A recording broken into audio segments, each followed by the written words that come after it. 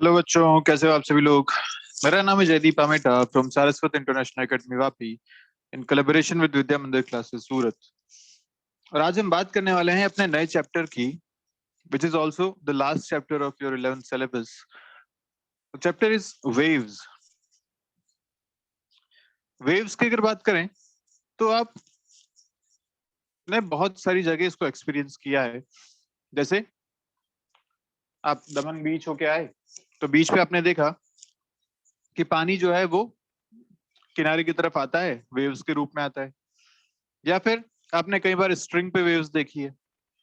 आपने एक स्ट्रिंग को थोड़ा सा जर्क दिया तो उस पे एक लूप बना और लूप आगे की तरफ ट्रेवल किया, वो एक वेव है।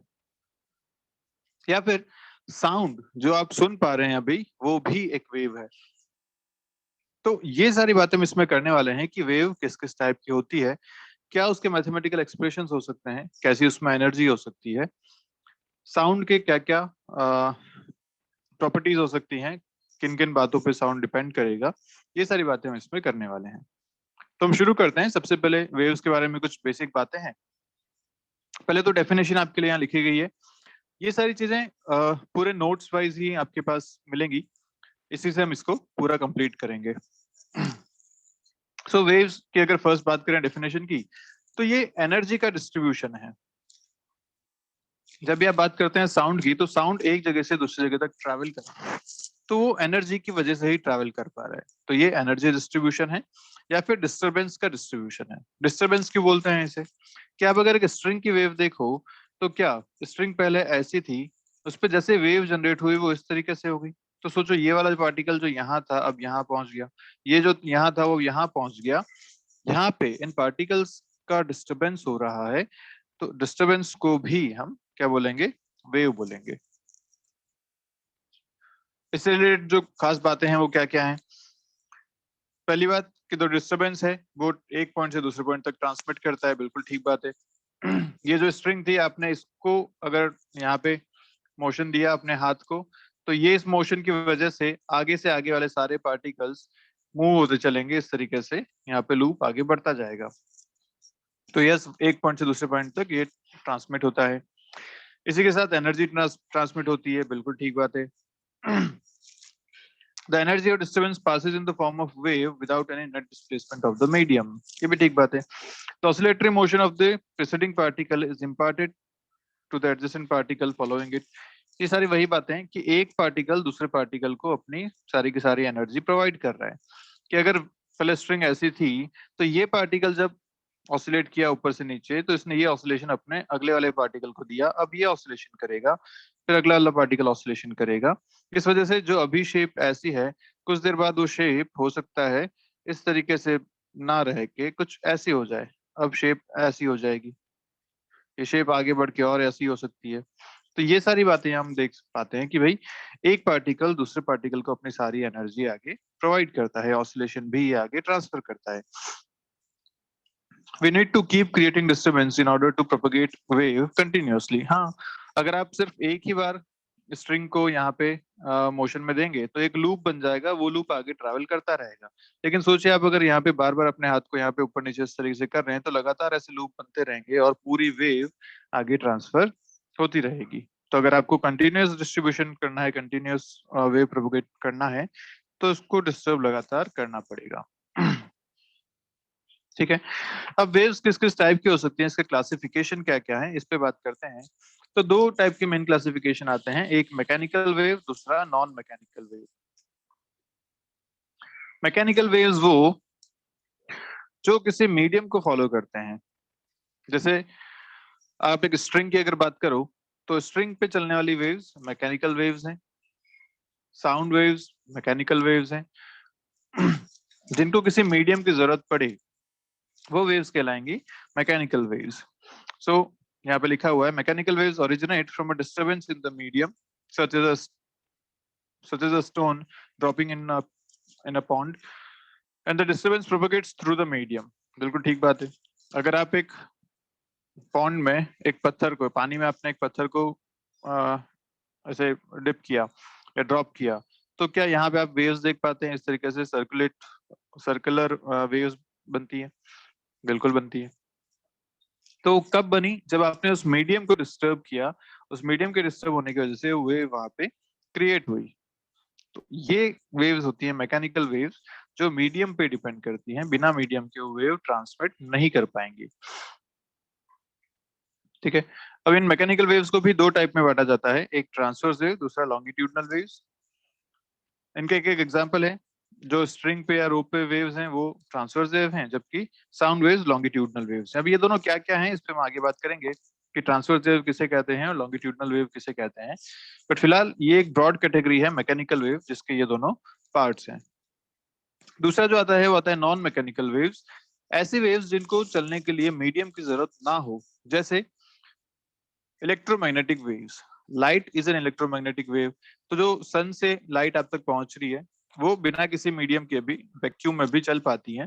तो ऐसी वेव्स को कहते हैं non mechanical waves. Do not require medium for propagation. ठीक है। Its speed in vacuum is universal constant, जिसको आप सी लिखते हैं, सी इक्वल टू 3 × 10⁸ मीटर पर सेकंड। ओके। सो इस पूरे चैप्टर में जो हम पढ़ने वाले हैं वो अपना पूरा रहेगा ये मैकेनिकल वेव्स का सिस्टम।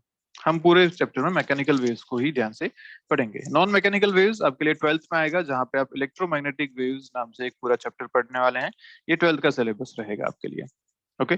तो फिलहाल इस पूरे चैप्टर में हम बात करेंगे मैकेनिकल वेव्स की, और इसमें मेनली दो ही बातें, एक ट्रांसवर्स वेव, लॉन्गिट्यूडनल वेव, मतलब एक हम बात करेंगे पूरे स्ट्रिंग पे और एक हमारा पोर्शन रहेगा पूरा साउंड पे।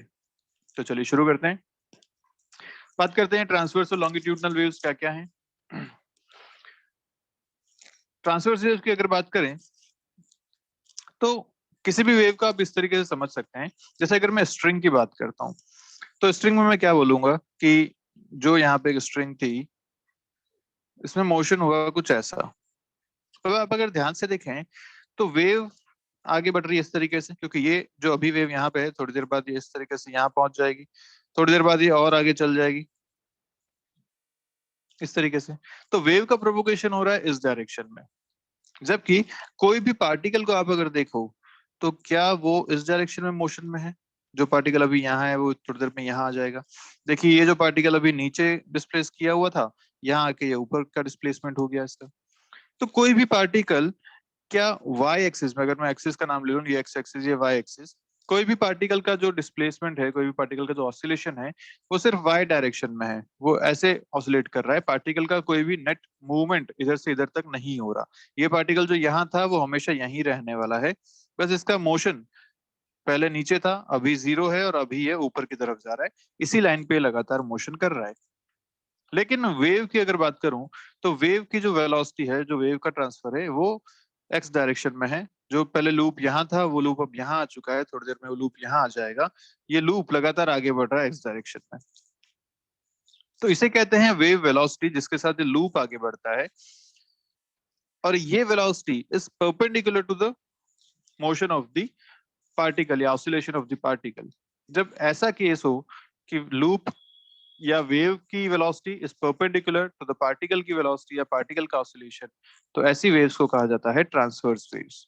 तो स्ट्रिंग पे यही देखा जाता है, स्ट्रिंग पे कोई भी पार्टिकल अपनी जगह नहीं छोड़ता, एक्स डायरेक्शन में मूव नहीं करता, वो सिर्फ वाई डायरेक्शन में ऑसिलेशन करता रहता है, जबकि वेव आगे बढ़ती रहती है एक्स डायरेक्शन में। तो ऐसे वेव्स को बोला जाता है ट्रांसवर्स वेव। तो यही बात यहाँ पे लिखी गई है। In the disturbance travels in the x direction, disturbance का ट्रैवल करना मतलब वेव का ट्रैवल करना, but the particles move in a direction perpendicular to x axis as the wave passes, it is called a transverse wave। ठीक है, ये बात हमने बोली कि वेव अगर x डायरेक्शन में जा रही है और पार्टिकल अगर x के परपेंडिकुलर यानी y डायरेक्शन में अगर ऑसिलेशन कर रहा है तो ये हो जाएगी ट्रांसवर्स वेव। दूसरी बात आती है लॉन्गिट्यूडनल वेव की। Longitudinal waves are characterized by the direction of vibration and the wave motion।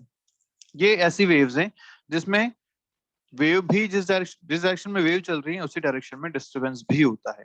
जैसे आप एक स्प्रिंग ले लीजिए, अगर एक स्प्रिंग को आपने लिया यहाँ पे ऐसे जमीन पे इसको लिटा दिया, ठीक है। अब आपने क्या किया, स्प्रिंग को थोड़ा सा पुल किया और फिर छोड़ दिया। तो जैसे आप स्प्रिंग को पुल करके छोड़ेंगे ये पार्टिकल फिर से इस तरफ चलेगा, और सोचो क्या होगा, ये अपने अगले वाले को पुश करेगा, ये रिंग अपने अगले वाले को पुश करेगी, अगली रिंग अगले वाले को पुश करेगी। तो यहाँ पे जब ये खींचा गया था तो इस तरीके से बना हुआ था ये, ठीक है। अब जैसे आप इसको छोड़ेंगे तो छोड़ते ही ये यहाँ आ जाएगा और आगे वाला थोड़ा दूर चला जाएगा, फिर वापस ये पास में बन जाएंगे। इस तरीके से ये मोशन चलता रहेगा लगातार। इसे बोलते हैं रेयर फ्रैक्शन। क्या बोलते हैं? Rarefaction. और इसे बोलते हैं कंप्रेशन। जब नेचुरल इनका जो जो डिस्टेंस है उससे ये ज्यादा दूर हो जाए तो उसे बोला जाएगा रेयर फ्रैक्शन, और अगर इससे पास हो जाए तो बोला जाएगा कंप्रेशन। तो जब आपने इसको खींचा तो यहाँ रेयर फ्रैक्शन प्रोड्यूस हुआ, इनके बीच की डिस्टेंस बढ़ गई।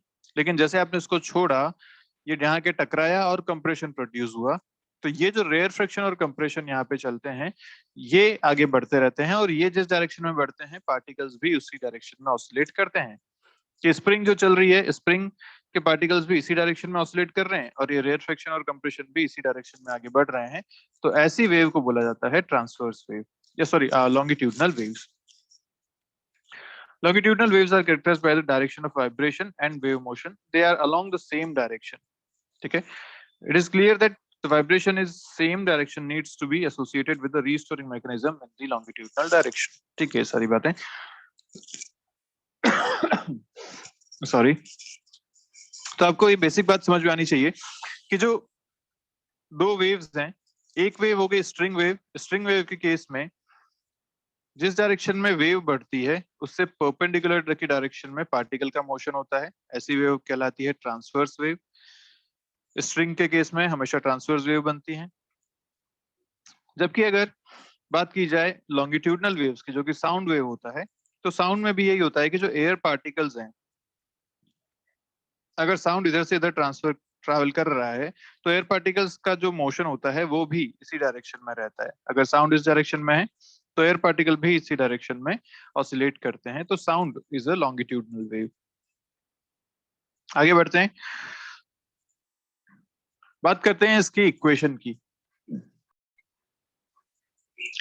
अब यहाँ पे एक पूरा डेरिवेशन दे रखा है, इक्वेशन कैसे यहाँ पे निकाली गई।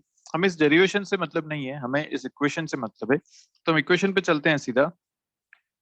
डेरिवेशन करने का तरीका ऐसा था कि इन्होंने एक छोटा सा लूप माना, इस लूप को ट्रैवल कराया। अगर टी टाइम पे इसकी ये पोजीशन थी, 3 पॉइंट्स यहाँ पे मान लिए, तो अगले कुछ डेल्टा टी टाइम बाद ये थोड़ा सा आगे बढ़ चुका होगा, तो ये वाला पॉइंट यहाँ आ चुका होगा और ये वाला पॉइंट यहाँ आ चुका होगा। तो यही बात यहाँ पे बता रखी है।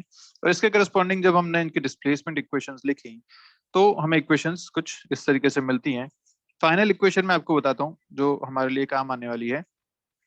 This is the final equation जो हम हमेशा यूज करने वाले हैं। y equal to a sine omega t minus omega x by v के बराबर। This is the final equation जो हमेशा हम यूज करेंगे। ठीक है, मैं आपके साइड में लिख लेता हूँ। y equal to a sine omega t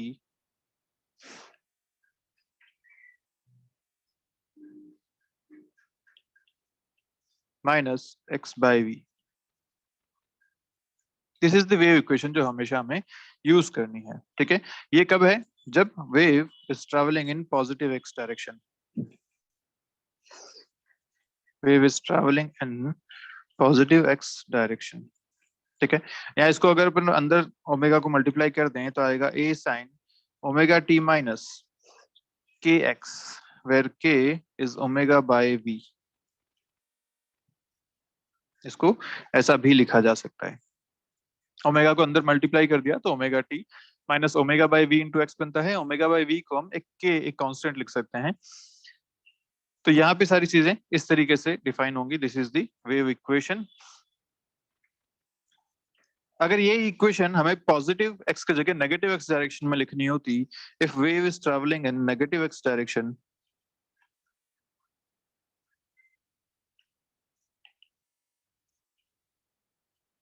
तो ये इक्वेशन में हो जाएगा a sine omega t plus k x.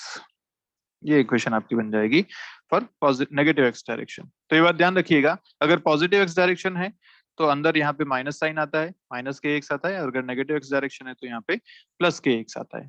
ये चीजें यहाँ पे ध्यान रखने वाली हैं। दूसरी बात ये कि ये जो x माइनस वी टी वाला जो टर्म आती है, ये यहाँ पे जरूरी है। किसी भी इक्वेशन को लिखने के लिए दिस टर्म इज नेसेसरी। अगर ये x प्लस वी टी या x माइनस वी टी है या x minus v t whole square है तो ये सारी इक्वेशन वेव्स के लिए एक्सेप्टेबल है, लेकिन अगर ऐसी कोई इक्वेशन आ गई तो ये एक्सेप्टेबल नहीं होगी। तो हम आगे इसे क्वेश्चन करेंगे, जब आपको 4-5 इक्वेशंस दे रखी हैं उसमें से पूछा जाएगा कि बताइए कौन सी इक्वेशन इसमें से वेव इक्वेशन हो सकती है, कौन सी नहीं हो सकती है। तो हमें बेसिकली ध्यान यही रखना है कि अंदर अगर ऐसा कुछ बनता है तो वो इक्वेशन वेव की इक्वेशन हो सकती है, अदरवाइज वो इक्वेशन वेव की नहीं हो पाएगी। ठीक है, तो हम आगे बात करेंगे इस बारे में। बात करते हैं कि इससे रिलेटेड और वेव से रिलेटेड क्या क्या चीजें हो सकती हैं। तो वेवलेंथ क्या होती है, फ्रीक्वेंसी क्या होती है, स्पीड क्या होती है, ये सारी बातें यहाँ पे आने वाली हैं। अच्छा, यहाँ पे आपने ऊपर जो v लिखा था, this v is wave velocity. हम यहाँ लिख सकते हैं this v is wave velocity. ठीक है, ओमेगा जो है वो 2 पाई f से आप डिनोट कर सकते हैं। f is the frequency of the wave. इसको बोल सकते हैं एंगुलर फ्रीक्वेंसी।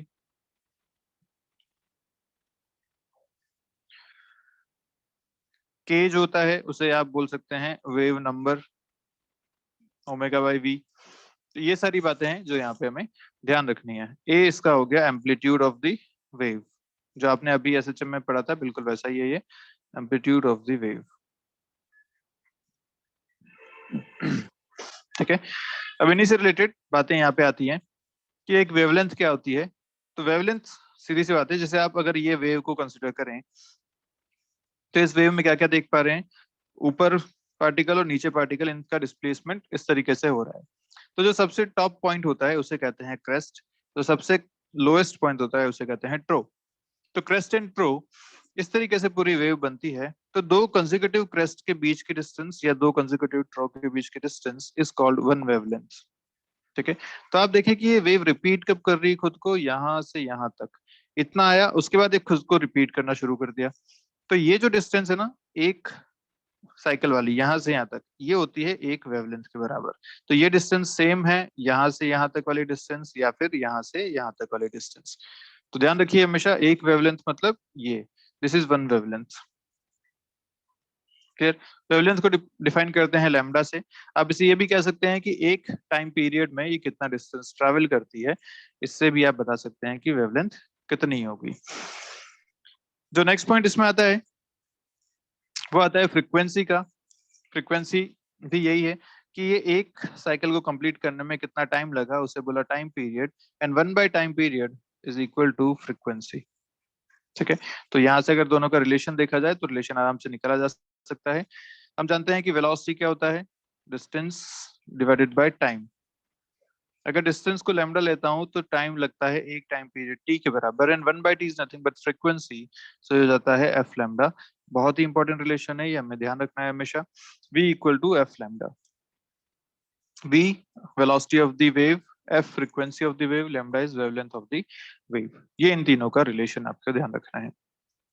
फ्रीक्वेंसी जो होती है वो हमेशा सोर्स पे डिपेंड करती है, क्योंकि आप अगर आप एक स्ट्रिंग को यहाँ मोशन में दे रहे हैं तो आप कितना मोशन देते हैं उसी पे डिपेंड करेगा कि उसमें कितनी फ्रीक्वेंसी प्रोड्यूस होती है। तो फ्रीक्वेंसी हमेशा सोर्स पे डिपेंड करती है, मीडियम पे नहीं डिपेंड करती।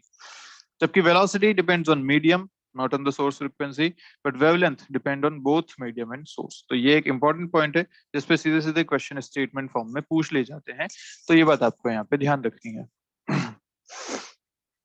ठीक है, आगे बढ़ते हैं, बात करते हैं कुछ और इसमें टर्म्स की। एक टर्म आती है इसमें initial phase. This initial phase, जैसे हमने एसएचएम में भी बात करी थी, ये बिल्कुल वैसा ही है। एसएचएम में हमने बोला था कि ये कहाँ से शुरू होता है इस पे डिपेंड करता है कि इनिशियल फेज क्या है। अगर पार्टिकल यहाँ से मोशन शुरू करता है तो this is initial phase phi. या फिर अगर एसएचएम में आप ऐसे देखें तो ये अगर इसकी मीन पोजीशन है तो इस केस में फाई 0 होता था, लेकिन अगर यही एक्सट्रीम से शुरू करता है इस डायरेक्शन में तो हम बोल देते phi is pi by 2। So initial phase उसकी इनिशियल कंडीशन को दिखाता है। बिल्कुल ऐसा ही वेव में भी है, इसलिए जब हम इक्वेशन लिखते हैं तो हम इस इक्वेशन को इस तरीके से भी लिख सकते हैं, a sine k x minus omega t plus phi के बराबर। ऐसी इक्वेशन भी यहाँ पे लिखी जा सकती है, this phi is initial phase. ठीक है, जो x इक्वल टू 0 और t इक्वल टू 0 पे डिफाइन होगा। तो यहाँ से मिल जाएगा this a sin phi at y 0,0। Clear है सारी बातें?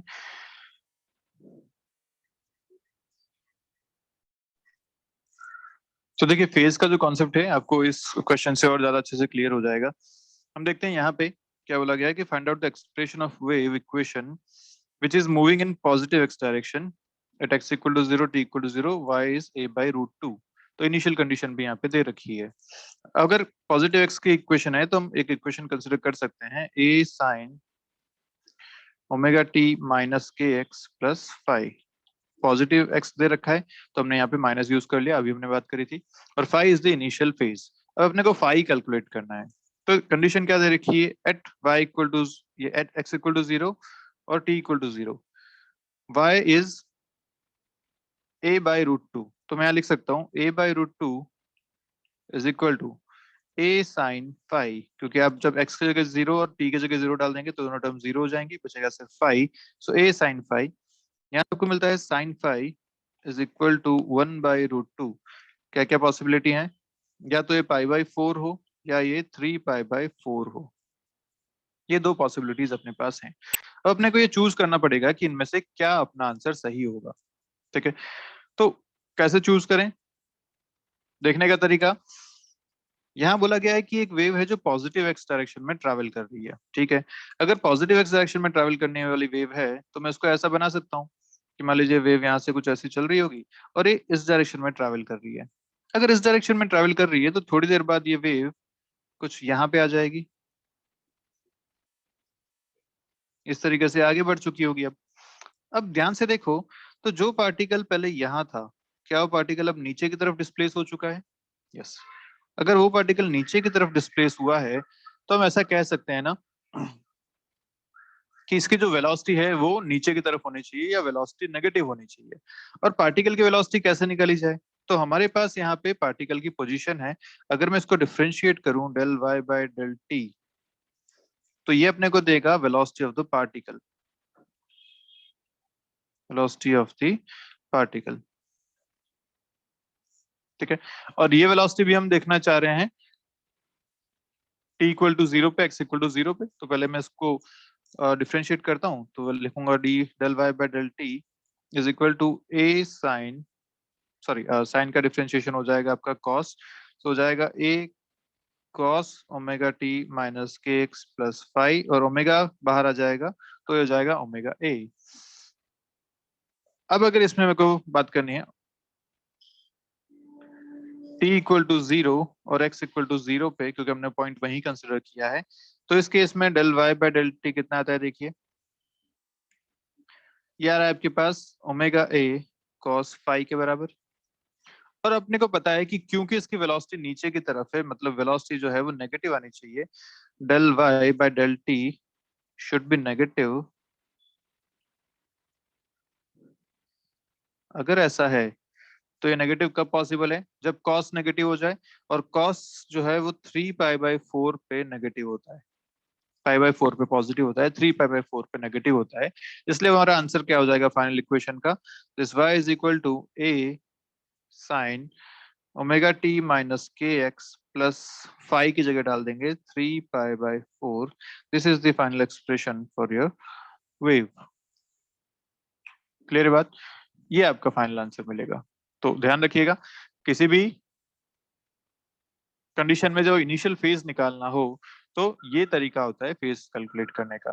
पहले आप देखेंगे उस इक्वेशन में पुट करके, फिर आप उस देखेंगे उसकी वेलोसिटी भी, कि वो पार्टिकल किस तरफ जा रहा है, वेलोसिटी पॉजिटिव होनी चाहिए या नेगेटिव होनी चाहिए, तो उसके करस्पॉन्डिंग आप अपना फाई बता पाएंगे।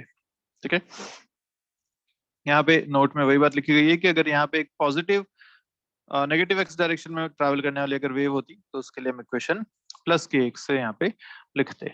जो यहाँ पे अंदर आ रहा है वो भी टी प्लस एक्स बाई भी आता, omega t plus k x. एक और क्वेश्चन है, देखिए क्या कह रहा है, if omega t and k x terms have same sign then the wave moved towards negative x direction and vice versa and with different initial phases। ठीक बात है,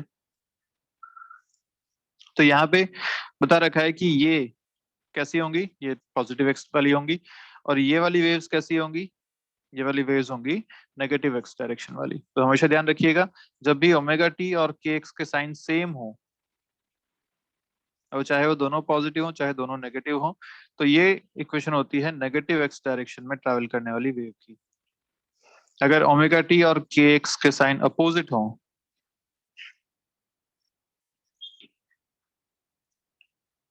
तो ये हमेशा होगी पॉजिटिव एक्स डायरेक्शन में ट्रैवल करने वाली वेव की इक्वेशन। क्लियर है? बहुत इंपॉर्टेंट बात है ये, क्योंकि क्वेश्चंस में आपको सीधा जज करना पड़ता है, और ये चीज आपको बहुत हेल्प करेगी जज करने में कि वो पॉजिटिव एक्स में जा रही है या नेगेटिव एक्स में जा रही है। तो ध्यान रखिएगा हमेशा इस तरीके से। आगे बढ़ते हैं,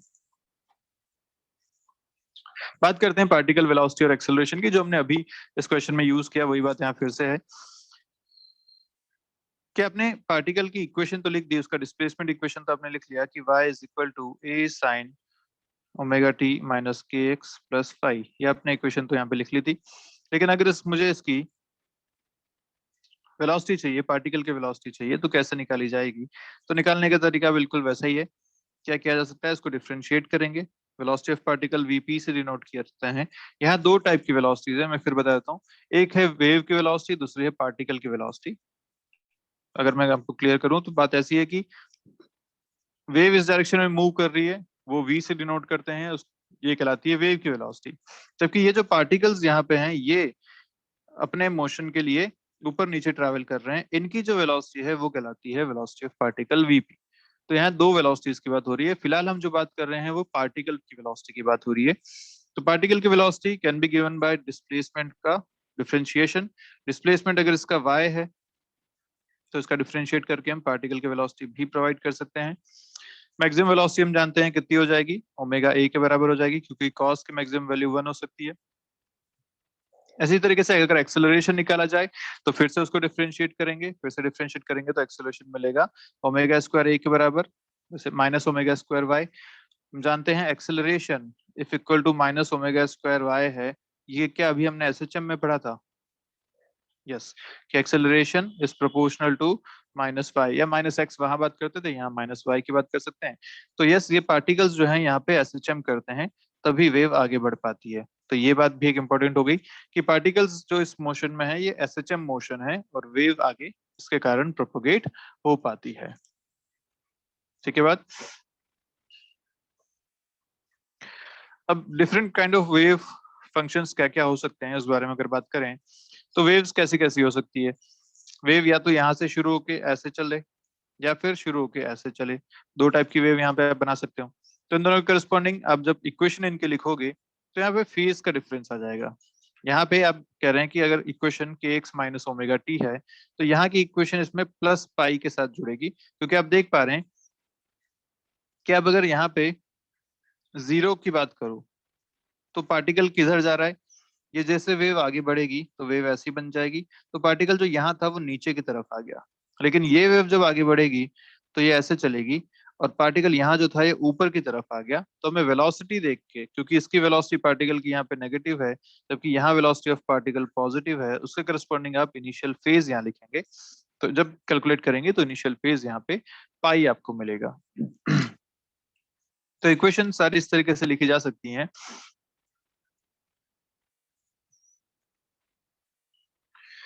ये इक्वेशंस को अब और किस तरीके से लिखेंगे ये देखते हैं। अगर बात की जाए के और ओमेगा की, तो हमने इक्वेशंस यहाँ पे ऐसी तो लिखी हैं, y equal to a sine k x minus omega t. या अगर के को बाहर ले लें यहाँ से, ये सारी इसी वेव की इक्वेशन है, बहुत ध्यान से देखिए। y equal to a sine k x minus omega t, ये हमने इक्वेशन देख ली। इसी को और किस तरीके से लिखा जा सकता है, तो मैंने के यहाँ से बाहर ले लिया, इसे लिखा जा सकता है एक्स माइनस ओमेगा बाई के इंटू टी। इसे इस तरीके से भी लिखा जा सकता है।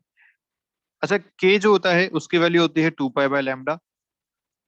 तो आप ये भी लिख सकते हैं a sine 2 pi by lambda x minus, और omega by k is nothing but v into t. तो ये सारी इक्वेशन जो है वो वेव की ही इक्वेशन है, ये इसी तरीके से लिखी जा सकती हैं।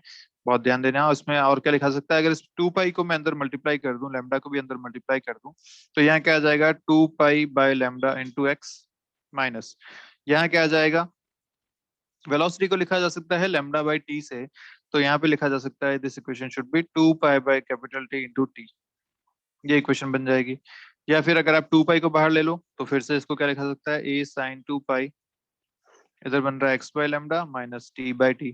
तो ये सारी जो फॉर्म है ये सारी वेव की ही इक्वेशंस हैं, सभी एक से दूसरे में कन्वर्ट की जा सकती हैं। बस क्या ध्यान रखना है अपने को, एक तो के की वैल्यू जो आपने पहले लिखी थी ओमेगा बाई वी, जैसे 2 पाई बाई लैम्डा भी लिखा जा सकता है, ठीक है। दूसरी बात, वेलोसिटी को लैम्डा बाई टी लिखा जा सकता है। ये दोनों बातें आप अगर यूज कर देंगे तो यहाँ पे सारी इक्वेशंस आपको मिल सकती हैं, ठीक है। ये 2 पाई बाई लैम्डा कैसे आया, तो सीधा सा हिसाब है इसका भी, ओमेगा को देखिए, ओमेगा टाइम पीरियड अगर लिखना है तो लिखा जा सकता है 2 पाई बाई ओमेगा से, और अगर वेलोसिटी लिखनी है तो लिखी जा सकती है लैम्डा बाई टी से। अगर मैं टी को यहाँ पुट कर दूं, या ओमेगा बाई वी मुझे चाहिए, तो मैं यहाँ से ओमेगा को लिख सकता हूँ 2 पाई बाई टी, ठीक है। और अब अगर मैं इन दोनों को डिवाइड करूं तो ओमेगा बाई वी क्या मिल रहा है, 2 पाई बाई लैम्डा मिल रहा है। तो ये सारी चीजें आप यहाँ से ध्यान रखेंगे। ये सारी इक्वेशंस हैं एक वेव की, जो किसी भी तरीके से क्वेश्चन में पूछी जा सकती हैं, तो ये सब आपको एकदम ध्यान रहनी चाहिए। आगे बढ़ते हैं। अपना जो नेक्स्ट टॉपिक इसमें है द लीनियर वेव इक्वेशन, ये भी काफी इंपॉर्टेंट है। देखिए इसमें क्या करना है कि हमने ये तो अभी बात देख ली कि आपने इक्वेशन लिखी थी y की ए sign omega t minus k x plus 5, इससे आपने पार्टिकल की वेलोसिटी भी निकाल ली थी। पार्टिकल की वेलोसिटी को आपने लिखा था इस तरीके से, डिफरेंशिएट किया था y को t के साथ, और ऐसे पार्टिकल का एक्सेलरेशन भी निकाल लिया था वेलोसिटी को डिफरेंशिएट करके। ये सारी चीजें हमें पता है। उस समय ये भी पता चल गया था कि मैक्सिमम वेलोसिटी कितनी होती है, मैक्सिमम एक्सेलरेशन कितना होता है, और हमने देख लिया था कि एसएचएम को फॉलो कर रहा था। अब यही बात अगर मैं एक कांस्टेंट टाइम पे एक्स के साथ देखना चाहूं कि कैसे वेरी कर रहा है, मतलब अगर ये पूरी वेव है, इस पूरी वेव में हर एक पार्टिकल अपनी अपनी अलग अलग पोजीशन पे होगा। ये पार्टिकल अभी यहाँ है तो ये वाला पार्टिकल यहाँ है। अब इसकी वेलोसिटी अगर अगले टाइम पे नीचे होगी, इसकी वेलोसिटी अगर ऊपर होगी, तो मैं ये सारी चीजें अगर देखूं एक्स के साथ ही कैसे वेरी करती हैं, तो मैं क्या करता हूँ, अब इस इक्वेशन को डिफरेंशिएट करता हूँ एक्स के साथ। तो मैंने यहाँ पे d y by d x किया at time equal to constant. तो जब x के साथ डिफरेंशिएट करूंगा तो d y by d x मिल जाएगा ऐसा, साइन का हो गया कॉस, और ये x का कोफिशिएंट आ गया बाहर माइनस के। इसको अगर डबल डिफरेंशिएट करता हूँ तो फिर से के स्क्वायर बाहर आ जाएगा और कॉस का फिर से साइन हो जाएगा, ये इक्वेशन बन जाएगी। अब इन दोनों के इक्वेशन को अगर कंपेयर करूं, एक तरफ ये जो वेलोसिटी वाली इक्वेशन आपने लिखी थी d y by d t, और एक तरफ ये जो d y by d x लिखा है, इन दोनों को अगर कंपेयर किया जाए तो मुझे कोफिशिएंट मिलता है इधर से ओमेगा, इधर से के, माइनस ओमेगा बाई के के बराबर। और हम जानते हैं this omega by k is nothing but velocity of the wave. तो ये बहुत इंपॉर्टेंट बात समझ में आती है कि this velocity of the particle del y by del t is equal to velocity of the wave into del y by del x, मतलब स्लोप। ये एक इंपॉर्टेंट रिलेशन है जो आपको ध्यान रखना है, velocity of the particle equal to minus velocity of the wave into slope of the wave. Clear है बात? ये चीज बहुत इंपॉर्टेंट क्यों हो जाती है, क्योंकि ये अपने को ये बता पाएगी कि ये पार्टिकल किस डायरेक्शन में मूव कर रहा है। मान लीजिए आप यहाँ के पार्टिकल लीजिए, x1 वाला पार्टिकल अपन लेते हैं, और बोल रखा है कि ये जो है ये पॉजिटिव एक्स की तरफ जा रही है वेव, तो अपने को वेलोसिटी ऑफ वेव पता चल गया पॉजिटिव है। अब अगर मैं स्लोप देख लूं तो मैं वेलोसिटी ऑफ द पार्टिकल के बारे में बता पाऊंगा। अगर मैं इस पॉइंट पे स्लोप देखता हूँ, ए पॉइंट पे, तो स्लोप पॉजिटिव है, तो ये पॉजिटिव, एक नेगेटिव यहाँ मल्टीप्लाई हो रहा है, तो टोटल जो वेलोसिटी ऑफ पार्टिकल आएगी वो नेगेटिव आएगी। मतलब अगले थोड़े से टाइम में ये ए जो है ये नीचे की तरफ मूव करेगा, और हम जानते भी हैं कि अब थोड़ी देर बाद ये वेव ऐसी हो जाएगी, मतलब ये ए जो था वो नीचे की तरफ मूव हो गया। ऐसे अगर मैं यहाँ बात करूँ इस बी पार्टिकल की, तो यहाँ स्लोप नेगेटिव है, स्लोप नेगेटिव और ये नेगेटिव साइन, तो टोटल हो गया पॉजिटिव। इस पार्टिकल की वेलोसिटी पॉजिटिव आ रही है, अगर आप देखें तो यस ये पॉजिटिव आएगी, क्योंकि ये जो बी पार्टिकल यहाँ था, ये बी पार्टिकल अब इसको अगर ऐसा बनाएंगे तो ये ऐसा बन जाएगी वेव। बी पार्टिकल अब ऊपर की तरफ जा रहा है, तो यस यहाँ पे इसकी वेलोसिटी पॉजिटिव है। तो ये एक इंपॉर्टेंट रिलेशन है जिसपे सीधे सीधे क्वेश्चन बन सकते हैं, ये आपको ध्यान रखना है। अब अगर मैं इनका डबल डिफरेंशिएशन वाले को टर्म को कंपेयर करूं, जैसे यहाँ पे आपने जो ये लिखा था del 2y by del t2 और यहाँ जो लिखा आपने del 2y by del x2, इन दोनों को कंपेयर किया जाए तो ओमेगा स्क्वायर और k स्क्वायर के करस्पॉन्डिंग रिलेशन बनता है जो कि आता है 1/v स्क्वायर से। तो ये रिलेशन अगेन इंपॉर्टेंट है। ये इक्वेशन कहलाती है linear equation of the wave. del 2y by del x2 equal to 1/v square del 2y by del t2। ठीक है, क्या कहते हैं, लीनियर वेव इक्वेशन या डिफरेंशियल इक्वेशन। इस डिफरेंशियल इक्वेशन का जो सॉल्यूशन आता है वो सॉल्यूशन आता है कुछ इस फॉर्म में, एक लीनियर फॉर्म में आता है, function of ax plus minus bt। हमें सॉल्यूशन से मतलब नहीं है, हमें किस बात से मतलब है उस बारे में देखते हैं। मतलब हमें यह है कि वेलोसिटी ऑफ द वेव इस कोफिशिएंट से दी जा सकती है, सीधा सीधा कोफिशिएंट ऑफ t और कोफिशिएंट ऑफ x, इन दोनों का जो रेशियो है वो आपको देगा वेलोसिटी ऑफ द वेव या स्पीड ऑफ द वेव। ये बहुत ही इंपॉर्टेंट रिलेशन है, सीधे सीधे क्वेश्चन इस पे बेस्ड पूछे जाते हैं। तो coefficient of t divide by coefficient of x will give you the velocity of the wave. और आपने जो पहले वाली इक्वेशन लिखी थी y equal to a sin omega t minus k x plus 5, आपने वहां ये लिखा था। अच्छा, यहाँ से कोफिशिएंट ऑफ t अगर देखें तो ओमेगा है, कोफिशिएंट ऑफ x अगर देखें तो k है। क्या ये भी v आपको देता था? बिल्कुल देता था। तो आपको ध्यान रखने की जरूरत, आप सीधा सीधा इसी इक्वेशन से ध्यान रख सकते हैं कि यहाँ पे अगर ओमेगा बाई के v है, ओमेगा t का कोफिशिएंट पे x का कोफिशिएंट k है, तो सिमिलरली किसी और इक्वेशन में भी इसी तरीके से वेलोसिटी ऑफ द वेव निकाली जा सकती है। तो क्वेश्चन आपके सामने है। क्वेश्चन क्या कह रहा है? Verify that wave equation is a solution to the linear equation x and y are in centimetres. तो ये क्या एक ये वेव इक्वेशन है, इस बारे में इसने पूछा है। तो कैसे कैलकुलेट कर सकते हैं वेव इक्वेशन? अभी हमने देखा। तो यहाँ से अगर मुझे वेलोसिटी ऑफ द वेव निकालनी है तो अभी आपने क्या पढ़ा था formula? Coefficient of t divide by coefficient of x, this is the formula. तो कोफिशिएंट ऑफ t कितना है यहाँ पे? 3 के बराबर। कोफिशिएंट ऑफ x यहाँ पे कितना है? 1 के बराबर। सो वेलोसिटी इज 3 मीटर पर सेकंड या 3 सेंटीमीटर पर सेकंड, क्योंकि x एंड y सेंटीमीटर्स में दे रखे हैं। तो 3 सेंटीमीटर पर सेकंड इज द वेलोसिटी। अब आपको पूछा है कि क्या ये एक लीनियर वेव इक्वेशन है। तो लीनियर वेव इक्वेशन का फंडा क्या था? अगर वो ये डिफरेंशियल फॉर्म को फॉलो करता है तो हम कह सकते हैं कि हाँ वो एक लीनियर डिफरेंशियल इक्वेशन हो सकती है। तो क्या लिखेंगे यहाँ पे? del 2y by del t2 is equal to 1/v square times del 2y by del x2। अगर ये यहाँ फॉलो करता है तो बोलेंगे कि हाँ ये वेव इक्वेशन है। तो क्या करना पड़ेगा? इसको डिफरेंशिएट करना पड़ेगा। पहले आप del y by del t निकालिए, उससे del y by del t2 निकालिए, दूसरी बार आप del y by del x निकालिए और उससे आप del 2y by del x2 निकालिए। इसको कंपेयर कीजिए इस रिलेशन से। अगर ये रिलेशन सही आता है तो यस ये एक वेव इक्वेशन है, और अगर नहीं आता है तो ये एक वेव इक्वेशन नहीं होगी। इस तरीके से इस क्वेश्चन को सॉल्व करेंगे।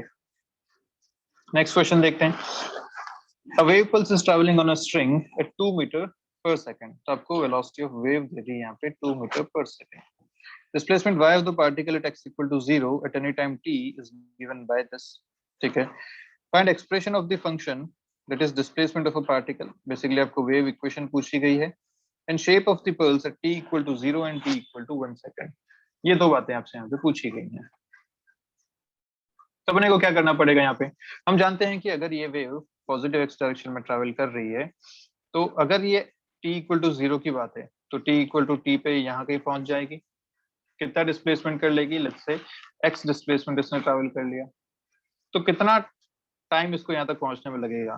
तो x by v is the time जो इसको यहाँ पहुंचने में लगेगा। तो अगर मेरे को यहाँ इक्वेशन बनानी है तो सीधा सा तरीका है replace t by t minus x by v. अगर आप ऐसा कर देते हैं तो आपको सीधे सीधे इक्वेशन यहाँ पे मिल जाएगी। ये बात भी आपको ध्यान रखनी है, हमेशा इंपॉर्टेंट एस्पेक्ट है ये क्वेश्चन सॉल्व करने के लिए, इंपॉर्टेंट ट्रिक है। तो ये ध्यान रखिएगा, जब भी आपको इस तरीके से क्वेश्चन पूछा जाए जहाँ पे x नहीं दे रखा तो आप t को t minus x by v से रिप्लेस करेंगे, तब आप वहां से y निकाल पाएंगे। तो आप आराम से इस क्वेश्चन सॉल्व कर सकते हैं। t की जगह आप लिखेंगे t minus x by v का whole square plus 1। This is the wave equation जो यहाँ पे पूछी गई है। तो ये अपना एक आंसर हो गया। दूसरी बात आपसे पूछी गई कि आप बताइए शेप क्या क्या होंगी। तो अपन शेप कैसे निकाल सकते हैं? हम t इक्वल टू 0 पे देखते हैं इक्वेशन कैसी बन रही है। t इक्वल टू 0 अगर y देखा जाए तो 2 divided by x square by v square plus 1, ऐसी इक्वेशन बनती है। और v कितना है, v is the coefficient of t divided by, v अपने देखा था coefficient of t divided by coefficient of x। तो यहाँ t का कोएफिशिएंट कितना है 1, x का कोएफिशिएंट भी कितना है 1। सो v सॉरी इसको थोड़ा सॉल्व करना पड़ेगा। v आपको यहाँ पे ऑलरेडी गिवन है तो ये इसकी जरूरत नहीं है अपने को, v ऑलरेडी आपको दे रखा है 2। सो v 2 दे रखा है तो यहाँ पे सीधा लिख सकते हैं एक्स स्क्वायर बाय 4, इक्वेशन बन जाएगी 2 divided by x square bye 4 plus 1 के बराबर। ये आपकी इक्वेशन हो गई। अब आपसे पूछा है शेप बताइए इसकी, तो शेप के लिए क्या कर सकते हैं अपन, आगे पीछे 2 पॉइंट्स लेते हैं जहाँ पे ये 0 बन रहा है। तो मैं लेता हूँ x इक्वल टू 0 पे कितना मिला, y इक्वल टू 2 मिल जाएगा। और दूसरा लेते हैं x इक्वल टू 2 पे, यहाँ पे आपको y इक्वल टू 1 मिल जाएगा। अगर इसको थोड़ा सा देखें तो ये वेव पल्स बनती है कुछ इस तरीके से, यहाँ और यहाँ पे। तो ये इसकी शेप बन जाएगी। आप चाहें तो इससे यही आंसर बता पाएंगे।